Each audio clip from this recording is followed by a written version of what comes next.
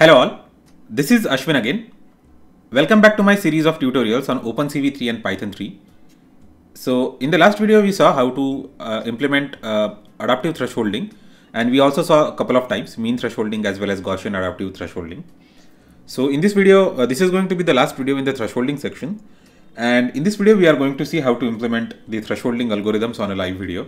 So the technique is not like quite different from like what we do for implementing it on the images, okay, the simple images. We are just going to fetch the frame from the webcam, okay, webcam feed, and then we are going to implement all these algorithms one by one on that, and then we are going to see all the output one by one. So I have already keyed in the program, I have already typed in the program in order to save us the hassle of typing the program while explaining, and also there could be syntax errors which would be like kind of difficult to debug, okay, at the time of execution or while recording the video. That's why I already wrote and tested the program, and then now in this video I'm going to just explain it.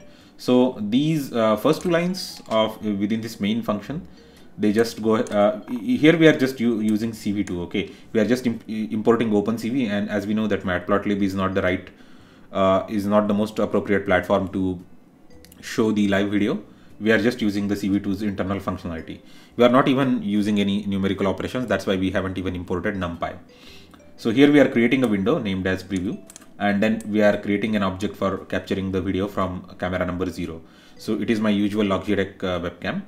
So here we are checking if the camera is responsive, if we can read a frame from that, and then we are writing the loop. So here we are reading a single frame from the loop, and here the threshold equals to 127, and the max value is, of course, the max value is always going to be 255, right? So it never exceeds 255. And finally here we are calculating the threshold, okay, every type of threshold. We are using every type of thresholding algorithm. Here is the binary, there is the binary inverted, 0, 0 inverted, and the truncation algorithm. Finally we are just showing one window at a time. We can even show multiple windows. Let's see what happens when we see multiple windows. It has to be interesting actually. Let's say O2. See, the computer has to be fast enough in order to visualize all these windows together, because you know calculating all these threshold is kind of numerically intensive operation, and then rendering it all on the screen, your computer has to be pretty much fast enough. So if you're trying to use something like a Raspberry Pi or some small single board computer to render it all on the screen, then it is going to be a mess. So you should actually have a very fast processor as well as a very good graphics card in order to show all in order to hold all that data there in the graphics memory. So let me execute this program, and you will see my face thresholded, okay, in all the ways, in all the possible ways. I guess, sorry, I am creating only one window. That's why it is overwriting that window. So I'll just say window name plus 1, because it's anyway, it's a string. So we can just put like characters here, and yeah, it should actually pretty much work. It should be 2, 3, and 4. Let's run the code and we should see multiple windows. Yes, there are multiple windows as you can see. So the first window corresponds to, just a minute, it just say preview 1, preview 4. Yeah, preview plus 1, we'll just say window name preview 0 plus 0. Yes. Now let's execute this. Yeah. So I'm not quite sure why it is not showing preview 0. Or we will just say we are not going to create a named window right here. So this should actually work now. This must work. Okay, so we are going to see 5 windows. The preview 0 will have binary threshold. Preview 2 is going to have inverted binary threshold. Preview 3, yeah, sorry, preview 1 is going to have binary inverted. Preview 2 is going to have 0. Preview 3 is going to have 0 inverted, and preview 4 is going to have truncated. Okay, so let's execute this code. Yeah, we have like all the windows we need.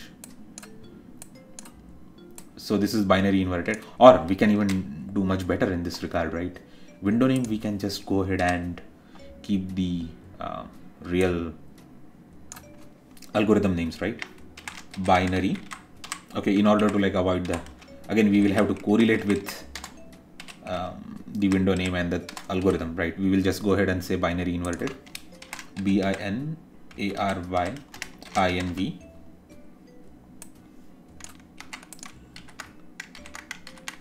Finally, threshold 20, THRESH, threshold inverted, or sorry, not threshold, it's 0, right? Truncated.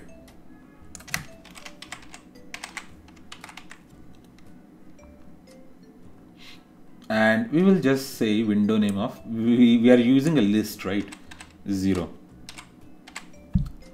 1,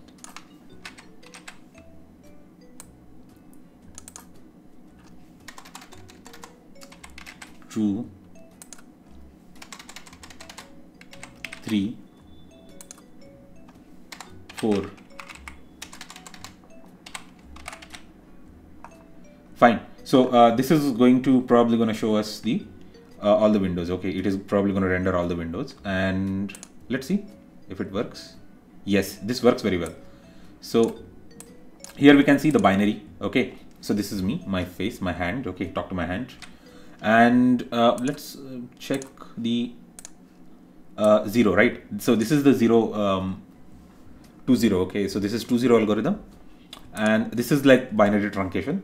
So binary truncation looks like the retro video cam, okay, the film camera kind of stuff. So this is 0 inverted. As you can see, the white pixels are like completely dark here. Okay, completely white pixels in 20 are completely dark here.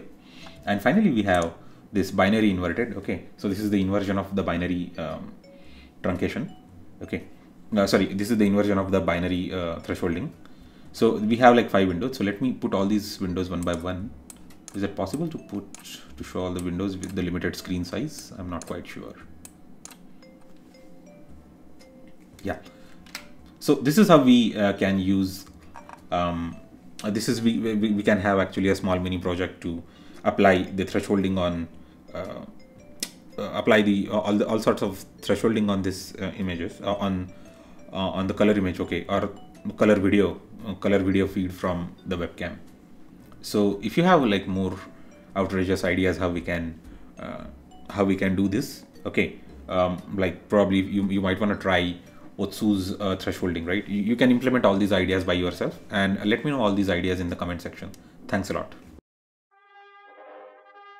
Let me know your thoughts and suggestions in the comment section. Don't forget to like, share and subscribe. I will see you next time.